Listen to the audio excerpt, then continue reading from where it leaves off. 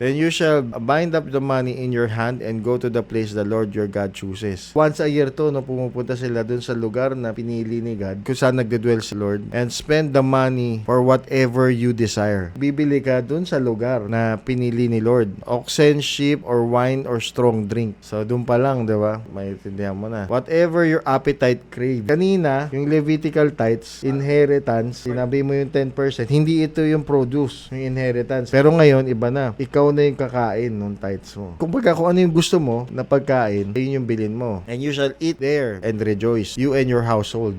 So, ibig sabihin, ang nangyayari, ito yung baon mo doon sa temple ni God. And you shall not neglect, saka mo bibigyan yung mga Levite within your town, for he has no portion in the inheritance with you. So, part lang nun tithes ang ibibigay mo. So, sa 10% na tinabi mo, baon mo yun, papunta dun sa magse-celebrate dun sa lugar na ipipiliin daw ni God para magdedwell siya doon. And then, bibigyan mo lang si Levite ng portion. Ibig sabihin po, kung halimbawa, yung sa 10 sacks ko po nga po kinita, parang sa 10% po na yun, ako na po bahala doon. So, pero hindi yung buong 10% ibibigay mo. Kaya nga sabi, you shall not neglect the Levite who is within your towns. So, for he has no portion of inheritance with you. Kasi ngayon, is nagiging sweldo siya ng pastor, nagiging salary siya ng mga nagtatrabaho sa church, o kaya ginagawa nila yung pangbayad ng mga bills ng church.